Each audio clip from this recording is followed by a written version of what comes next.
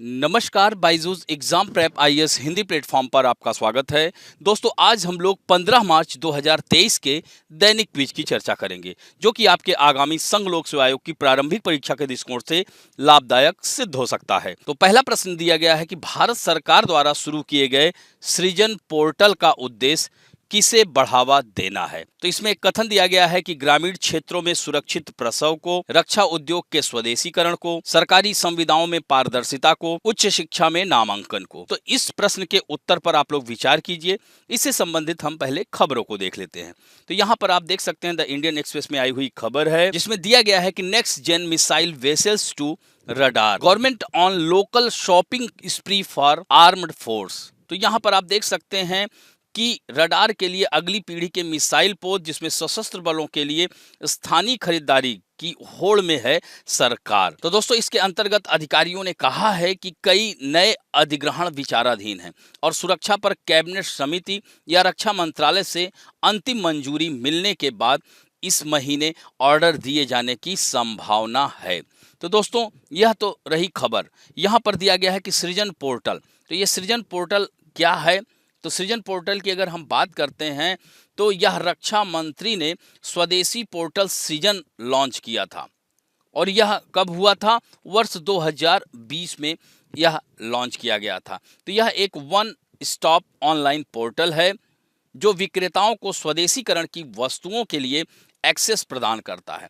इसकी सहायता से उद्योग भागीदार रक्षा क्षेत्र में आत्मनिर्भरता का लक्ष्य हासिल करने की दिशा में सक्रिय भूमिका अदा करेंगे। तो आत्मनिर्भर भारत की घोषणा के बाद रक्षा उत्पादन विभाग ने स्वदेशी पोर्टल सृजन defense.gov.in विकसित किया है। इसका लक्ष्य रक्षा क्षेत्र में मेक इन इंडिया के लिए अवसर उपलब्ध कराना है। तो दोस्तों, अब यहाँ पर आपको इसका उत्तर मिल गया होगा कि उत्तर बी है। यह रक्षा उद्योग के स्वदेशीकरण को बढ़ाने के लिए और भारत को रक्षा क्षेत्र में आत्मनिर्भर के लिए यह सृजन पोर्टल शुरू किया गया है। अब बढ़ते हैं दूसरे महत्वपूर्ण प्रश्न की ओर। सांसद स्थानीय क्षेत्र विकास योजना, जिसे एमपी लैट्स कहते हैं, के संबंध में निम्नलिखित कथनों पर विचार कीजिए।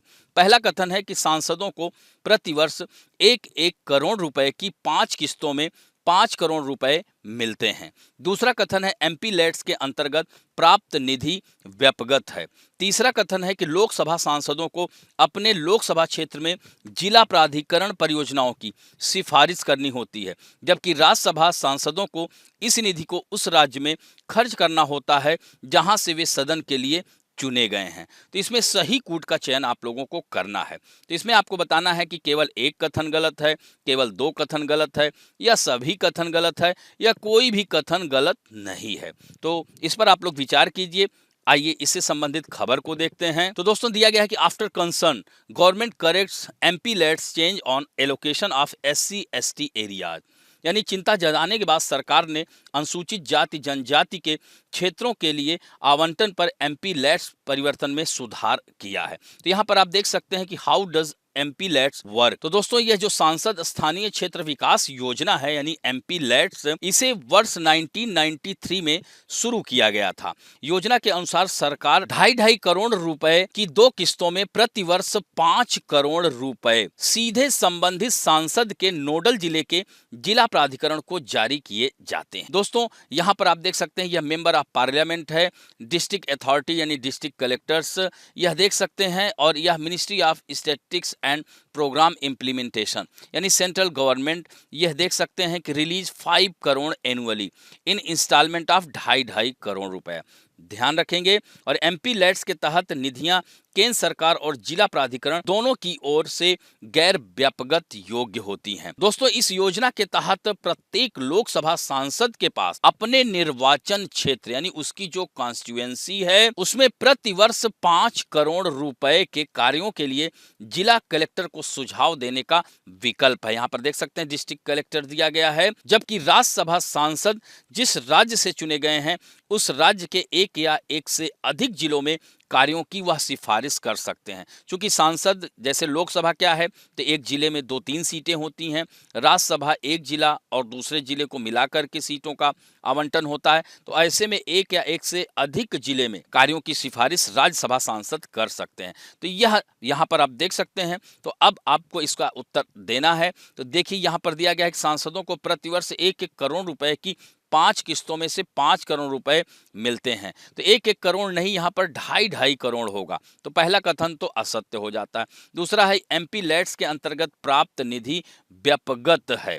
तो यहाँ पर आप देख सकते हैं कि दूसरा भी कथन असत्य हो जाता है, यानी ठीक नहीं है। क्यों? क्योंकि यह निधियां केंद्र सरकार और जिला प्राधिकरण दोनों की ओर से गैर व्यापगत होती हैं। और क्या कह रहा है? व्यापगत होती हैं। तीसरा है लोकसभा सांसदों को अपने लोकसभा क्षेत्रों में जिला प्राधिकरण परियोजनाओं की सिफारिश करनी होती है, जबकि राज्यसभा सांसदों को इस निधि को उस राज्य में खर्च करना होता है जहां से वे सदन के लिए चुने गए हैं, यानी एक या एक से अधिक जिलों में सिफारिश कर सकता है। तो ऐसे में तीसरा कथन तो सही है, लेकिन यहाँ पर बात की जा रही है कि कथनों पर विचार कीजिए और सही कूट का चयन कीजिए। कह रहा है ना कि केवल एक कथन गलत है, केवल 2 कथन गलत है या सभी कथन गलत है। तो इसमें उपरोक्त 2 यानी 1 और 2 कथन गलत है। तो ऐसे में उत्तर बी हो जाता है। अब बढ़ते हैं तीसरे महत्वपूर्ण प्रश्न की ओर। जलवायु परिवर्तन पर अंतर सरकारी पैनल के संबंध, यानी इसे आईपीसीसी कहा जाता है, यानी inter governmental panel on climate change. इसके संबंध में निम्नलिखित कथनों पर विचार कीजिए। इसकी स्थापना 1988 में विश्व मौसम विज्ञान संगठन और संयुक्त राष्ट्र पर्यावरण कार्यक्रम द्वारा की गई थी। दूसरा कथन है यह नीति निर्माताओं को जलवायु परिवर्तन के वैज्ञानिक आधार के नियमित आकलन, इसके प्रभाव और भविष्य के जोखिम तथा अनुकूलन और शमन के लिए विकल्प प्रदान करने के लिए कार्य करता है। तीसरा कथन है यह मानव प्रेरित जलवायु परिवर्तन पर ज्ञान को आगे बढ़ाने के लिए जिम्मेदार संयुक्त राष्ट्र का एक अंतर सरकारी निकाय है। तो इसमें सही कूट का चयन करना है कि केवल एक कथन गलत है, केवल 2 कथन गलत है या सभी कथन गलत है या कोई भी कथन गलत नहीं है। तो दोस्तों इस प्रश्न के बारे में आप लोग विचार कीजिए, तब तक खबर देख लेते हैं। तो दोस्तों यहाँ पर आप लोग देख सकते हैं कि यह इंडियन एक्सप्रेस में आई हुई खबर है कि आईपीसीसी की बैठक स्विट्जरलैंड में हो रही है। इसका क्या महत्व है, इसके संभावित इसमें प्रभाव क्या है, इसमें क्या रिपोर्ट वह देगी। तो यहाँ पर देख सकते हैं कि जो आईपीसीसी है यानी inter governmental panel on climate change, इसकी स्थापना 1988 में हुई थी। तो यह जलवायु परिवर्तन से संबंधित रिपोर्ट दस्तावेज तैयार करती है। और दोस्तों इसकी स्थापना विश्व मौसम संगठन तथा यूनाइटेड नेशन एनवायरनमेंट प्रोग्राम के तहत संयुक्त रूप से की गई थी। दोस्तों आईपीसीसी नीति निर्माताओं को जलवायु परिवर्तन को वैज्ञानिक आधार के नियमित आकलन, इसके प्रभाव और भविष्य के जोखिम तथा अनुकूलन और शमन के लिए विकल्प प्रदान करने के लिए कार्य करता है। दोस्तों आईपीसीसी अपना स्वयं का वैज्ञानिक अनुसंधान नहीं करता है, बल्कि यह रिपोर्ट बनाता है और वहाँ के क्षेत्रों का सर्वेक्षण करता है, कहाँ पर कौन सी जलवायु गतिविधियाँ हो रही हैं, जलवायु परिवर्तन के कारण कहाँ पर इसका प्रभाव ज़्यादा दिखाई दे रहा है, इन सब क्षेत्रों पर यह अपनी रिपोर्ट तैयार करता है। और दोस्तों जलवायु परिवर्तन पर अंतर सरकारी पैनल संयुक्त राष्ट्र का एक अंतर सरकारी यह निकाय है जो कि मानव जनित या मानव प्रेरित जलवायु परिवर्तन के बारे में वैज्ञानिक ज्ञान को आगे बढ़ाने का यह कार्य करता है। तो अब ऐसे में आपको इसका उत्तर मिल गया होगा। इसमें तीनों कथन सही है, यानी कोई भी कथन गलत नहीं है, अतः उत्तर डी होगा। अब बढ़ते हैं चौथे प्रश्न की ओर। ऑकस AUKUS के संबंध में निम्नलिखित कथनों पर विचार कीजिए। इस व्यवस्था का प्रमुख आकर्षण ऑस्ट्रेलिया को अमेरिकी परमाणु पनडुब्बी प्रौद्योगिकी साझा करना है। दूसरा कथन यह कदम महत्वपूर्ण है क्योंकि अमेरिका ने पहले केवल एक बार परमाणु पनडुब्बी तकनीक साझा की है और इसकी शुरुआत 1958 में फ्रांस के साथ हुई थी। तीसरा कथन है कि असैन्य परमाणु ऊर्जा उद्योग के बिना ऐसी पनडुब्बी रखने वाला ऑस्ट्रेलिया एकमात्र देश होगा। तो दोस्तों इस प्रश्न पर आप लोग विचार कीजिए, तब तक इससे संबंधित खबर को देख लेते हैं। तो संयुक्त राज्य अमेरिका, ऑस्ट्रेलिया और ब्रिटेन ने सोमवार को 2030 के दशक की शुरुआत से ऑस्ट्रेलिया को परमाणु संचालित हमलावर पनडुब्बियां प्रदान करने की योजना का खुलासा किया है। ऐसे में चीन तिलमिला उठा है और चीन पर कंट्रोल स्थापित करने के लिए यह ऑकस का गठन 2021 में किया गया था, जिसमें संयुक्त राज्य अमेरिका, ऑस्ट्रेलिया और ब्रिटेन शामिल हैं। तो वहाँ के प्रधानमंत्री यहाँ पर आप देख सकते हैं, तीनों देश के राष्ट्राध्यक्षों ने यह योजना का खुलासा किया है। तो दोस्तों यहाँ पर देख सकते हैं कि AUKUS व्यवस्था का प्रमुख तत्व ऑस्ट्रेलिया को परमाणु संचालित पनडुब्बियों की अमेरिकी तकनीक का निर्यात करना है। और दोस्तों आपको बता दें कि प्रौद्योगिकी को साझा करना एक बहुत ही दुर्लभ कार्य है, जबकि अमेरिका ने ऐसा पहले केवल एक बार 1959 में ब्रिटेन के साथ किया था। और दोस्तों बता दें आपको कि ऑस्ट्रेलिया, चीन, भारत, अमेरिका, फ्रांस, रूस, यूके जैसे 6 देशों के समूह में शामिल होने के लिए तैयार है, जो परमाणु संचालित पनडुब्बियों का संचालन करते हैं।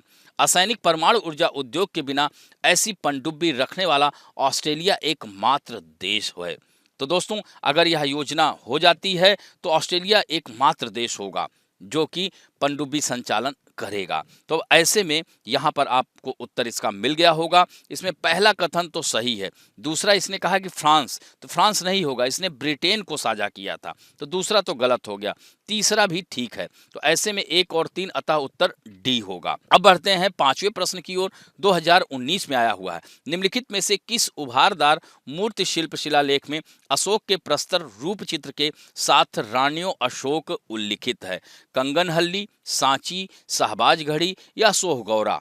तो दोस्तों यहाँ पर आप देख सकते हैं कि 1993 की शरद ऋतु में पुरातत्वों की एक टीम ने सन्नती यानी कर्नाटक में सर्वेक्षण किया था और उन्हें कंगनहल्ली स्थल की खोजों में एक टूटी हुई उभारदार मूर्त शिल्प प्राप्त हुई, जिसमें सम्राट और उनकी रानी तथा परिचारिकों का एक शिला फलक पर उकेरा गया था। दोस्तों अशोक के प्रस्तर रूपचित्र के साथ ब्राह्मी वर्ण में एक शिलालेख दिया गया था जिसे राणियों अशोक पढ़ा गया था और यह अशोक का पहला मूर्त शिल्प है जिस पर उसका नाम उकेरा हुआ है।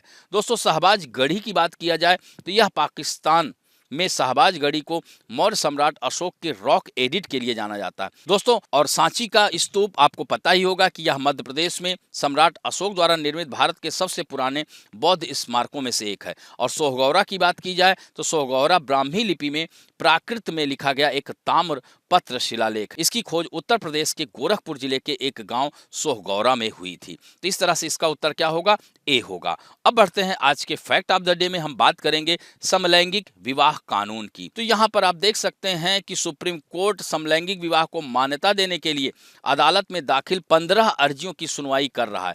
इन याचिकाओं में अलग अलग तरह की मांग की गई है। कुछ याचिका में समलैंगिक विवाह को धार्मिक कानून जैसे हिंदू मैरिज एक्ट के तहत मान्यता की मांग की गई है। कुछ पिटीशन में special marriage act, citizenship act, foreign marriage act के तहत मान्यता देने की मांग की गई है। केंद्र सरकार ने इस सप्ताह के शुरू में समलैंगिक विवाह को मान्यता देने वाली याचिकाओं का विरोध किया है। अब इन याचिकाओं पर अगले महीने सुनवाई होनी है। दोस्तों यहाँ पर आप देख सकते हैं कि order by the court United state 2015 में ही दे चुका है।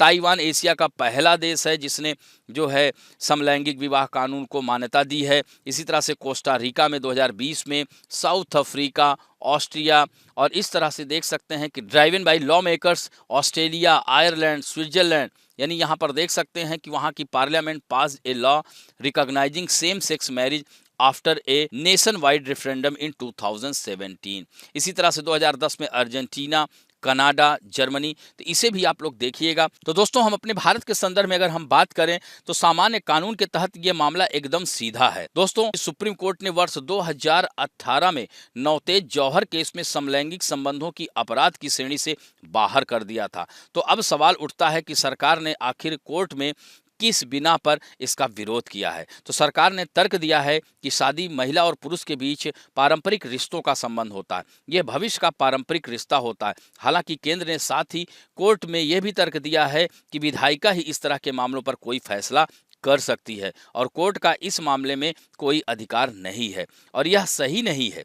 कोर्ट इन याचिकाओं की सुनवाई कोई कानून बनाने के लिए नहीं कर रही है, लेकिन इस बात पर चर्चा कर रही है कि कानून पर सवाल उठ रहे हैं, यही उसका काम है। तो सरकार ने इसके साथ ही कई ऐसे तर्क दिए जिसमें कहा गया है कि अगर इन याचिकाओं को इजाज़त दी जाती है तो कई कानून और उनके प्रावधानों को बदलना होगा और यह बेकार के तर्क हैं। ज़्यादातर बदलाव को बहुत ही साधारण प्रकृति के हैं, तो इसमें तो केवल पति पत्नी शब्द को हटाने भर का मामला है। इसकी जगह जेंडर न्यूट्रल शब्द यानी स्पाउस लिखना होगा। हाँ, कुछ प्रस्ताव प्रस्ताव ऐसे हैं जहां सामाजिक असमानता के कारण जेंडर केंद्रित टर्म का इस्तेमाल किया गया है, जैसे दहेज, घरेलू हिंसा, रहन सहन, व्यय आदि को ध्यान से देखना होगा। इसके लिए समलैंगिक समूह के प्रतिनिधियों और विशेषज्ञों से चर्चा करनी होगी। लेकिन यह कहना है कि सरकार को बचाने के लिए व्यक्ति को मौलिक अधिकार से वंचित किया जा सकता है और सरकार के लिए इतने सारे बदलाव करना काफी मुश्किल होगा और यह बात शायद ही किसी को बचे। और दोस्तों बता दें कि ताइवान एशिया का पहला ऐसा देश है जहां समलैंगिक विवाह को मान्यता दी गई है। यहाँ पर आप देख सकते हैं और वहां की संवैधानिक कोर्ट ने सरकार को एक निश्चित समय सीमा के भीतर कानून में संशोधन करने का आदेश दिया था। भारत भी यही रास्ता अख्तियार कर सकता है। जहां तक कानून रिश्तों और सोशल वैल्यू की बात है तो इसे इग्नोर किया जा सकता है। जब बात मौलिक अधिकारों की आती है तो संवैधानिक नैतिकता की बातों को इग्नोर किया जा सकता है। पिछले 2 दशकों में कई चीज़ों में बदलाव आया है। हकीकत यह है कि जब 2018 में समलैंगिक संबंधों को अपराध की श्रेणी से बाहर किया गया, इस फैसले से दिल्ली हाई कोर्ट के 2009 नाज फाउंडेशन पर दिए गए फैसले पर मुहर लगाने जैसा था। इसके बाद से देश में सामाजिक और कानूनी बदलाव देखने को मिले। ऐसे में शादी के कानून को अभी भी नए सिरे से देखे जाने की जरूरत है। तो यह काफी महत्वपूर्ण टॉपिक था। अब दोस्तों आज के लिए आप लोगों के लिए पहला प्रश्न है कि ऑकस है क्या, इसकी स्थापना कब हुई थी, इसमें कौन कौन से देश शामिल हैं। दूसरा महत्वपूर्ण प्रश्न है कि संयुक्त राष्ट्र पर्यावरण कार्यक्रम यानी यूनाइटेड नेशन एनवायरनमेंट प्रोग्राम क्या है, इसकी स्थापना कब हुई थी और इसका हेडक्वार्टर कहाँ है। तो इस तरह से इन दोनों प्रश्नों के उत्तर आप लोग जरूर दीजिएगा। आशा करता हूं कि आज का वीडियो आप लोगों को अच्छा लगेगा। यदि अच्छा लगे तो प्लीज लाइक, शेयर, सब्सक्राइब और बेल आइकन दबाना ना भूलें। धन्यवाद।